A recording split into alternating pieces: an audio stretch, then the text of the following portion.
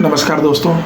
आज के एपिसोड में हम समान नागरिक संहिता या यूनिफॉर्म सिविल कोड की बात करेंगे और ये समझने की कोशिश करेंगे कि यह बहुत ज़रूरी देश के लिए क्यों है और इसके पीछे मोदी की क्या योजना है।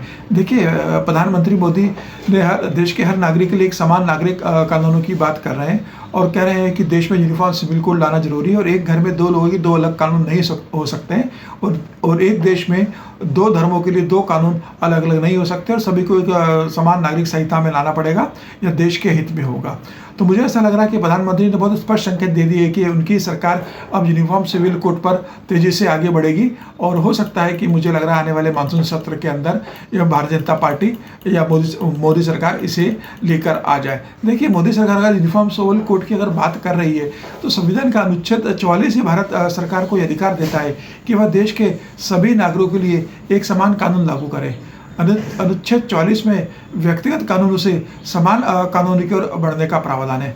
अनुच्छेद 44 में स्पष्ट कहा गया है कि राज्य पूरे भारत में नागरिकों के लिए एक समान नागरिक संहिता सुनिश्चित करने का प्रयास करेगा।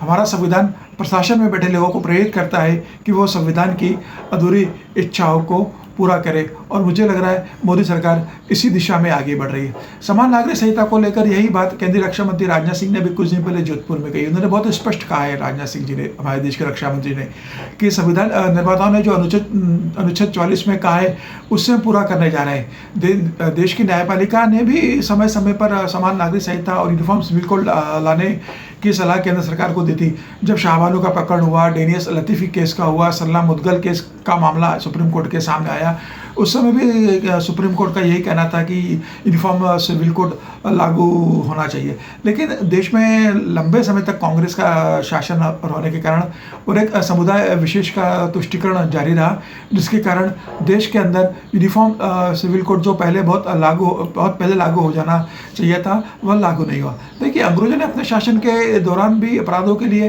कानून सभी के लिए एक समान लागू करने का काम कर दिया था, लेकिन हिंदुओं और मुसलमानों के व्यक्तिगत कानूनों को एक रूप नहीं किया था, जिसके परिणाम स्वरूप आपराधिक कानून तो पूरे देश में अंग्रेजों के समय भी एक हो गए थे, लेकिन व्यक्तिगत कानून विभिन्न समुदायों के लिए अलग अलग कोड द्वारा संचालित होते रहे। इसके पीछे अंग्रेजों की अपनी मंशा थी। वो नहीं चाहते थे कि हिंदू और मुसलमान एकजुट के रहे, भारतीय समाज संगठित और मजबूत हो सके। चूंकि वह फूट डालो राज करो की नीति पे चल रहे थे, इसके कारण उन्होंने हिंदू और मुसलमानों को अपने अलग अलग कोड लागू करने की अनुमति दी और दोनों के बीच दूरियां बढ़ाने का काम किया था। लेकिन अंग्रेज जाने के बाद जब संविधान का मसौदा तैयार करने के समय जब भारत के प्रमुख नेता बैठे तो उन्होंने नागरिक संहिता के लिए दबाव नहीं डाला और उसे संविधान में शामिल नहीं किया। परिणामस्वरूप यूनिफॉर्म सिविल कोड का अनुच्छेद 44 में राज्य के नीति निर्देशक सिद्धांतों के तहत डाल दिया गया। यह मुख्य रूप से जो मुस्लिम लोग थे उस समय के, जो कट्टरपंथी लोग थे, उनके विरोध के चलते के कारण हुआ था, जिसके कारण संविधान निर्माता लोग उस समय यूनिफॉर्म सिविल कोड लागू नहीं कर सके। तो मुस्लिम समुदाय के नेता अपने पर्सनल लॉ में किसी भी प्रकार का दखलंदाजी नहीं चाहते थे, इसके कारण वह उस समय लागू हो नहीं सका। हालांकि इस दौर में हिंदुओं के लिए कई प्रकार के कानून बने, जिसमें हिंदू कोड बिल था, प्रमुख था, जिसमें तलाक को वैध बनाया गया, बहुविवाह को प्रथा को रोका गया और विरासत में बेटी को हक दिया गया। तो देखिए, समान नागरिक संहिता बहुत ज़रूरी है क्योंकि यह एक आधुनिक और प्रगतिशील राष्ट्र का प्रतीक है। यह दर्शाता है कि कानून की नज़र में सभी लोग बराबर हैं और किसी के साथ किसी भी तरह का भेदभाव उस देश में नहीं हो रहा है। यह बहुत ज़रूरी है किसी भी देश में लागू करने के लिए।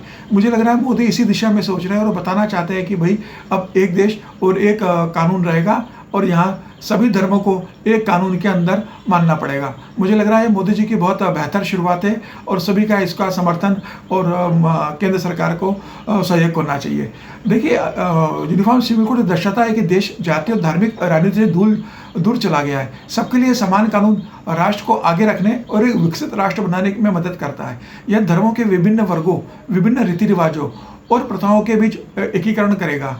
समान नागरिक संहिता भारत को आज़ादी के बाद से अब तक की तुलना से अधिक एकीकृत करने में मददगार साबित होगा यूनिफॉर्म सिविल कोड आने के बाद। देखिए, समान नागरिक कानून महिलाओं को भी अधिक अधिकार देगा। खासतौर से मुस्लिम महिलाएं जो बहुत ज़्यादा परेशान रहते हैं अपने अधिकार को लेकर, जिनका पूरा हनन होता है अधिकारों का, उन्हें भी स्थिति सुधार में मदद मिलेगी। यूजीसी सुनिश्चित करने का एकमात्र तरीका है कि सभी भारतीयों के साथ कानूनों के समक्ष समान व्यवहार किया जाएगा।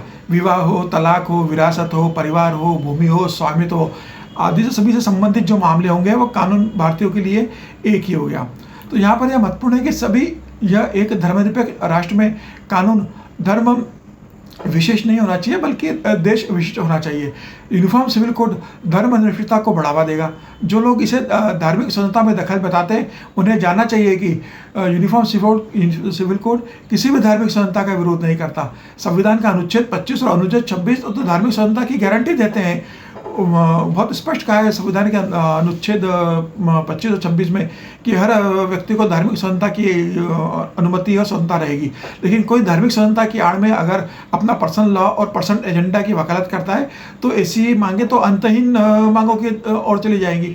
आज वह अलग कानून की मांग करते हैं, कल वह अलग देश की मांग करेंगे। अतीत में हम इसका परिणाम भुगत चुके हैं। तो गतिशील समाज कानून बनाते और हटाते रहते हैं। दुनिया में कई देशों ने अपने संविधानों में कई बार परिवर्तन किया है और उससे वह राष्ट्र और बेहतर हुआ है। फिर दो लोगों के लिए दो प्रकार के नियम नहीं होने चाहिए। ऐसी व्यवस्था समाज में अनेक जटिलताएं पैदा करती है, जबकि समान नागरिक संहिता नागरिकों में समानता का भाव लाता है, उन्हें विकसित करता है और देश की एकता और अखंडता को मजबूत करता है। इसलिए समान नागरिक संहिता बहुत ज़्यादा ज़रूरी है। समान नागरिक संहिता के तहत शासन प्रशासन कैसे संचालित होता है, अगर इसे देखना तो आप भारत के एक छोटे से राज्य गोवा को आप देख सकते हैं। गोवा पहले से ही एक यूनिफॉर्म सिविल कोड लागू राज्य है और यहाँ गोवा में बहुधर्मीय समाज में बहुत अच्छी तरह से काम कर रहा है। तो मुझे ऐसा लग रहा है कि ये बहुत ज़रूरी है देश के लिए, और एक देश में एक कानून सभी धर्मों के लिए लागू होने से देश के विकास और विकसित होने में एक मील का पत्थर साबित होगा।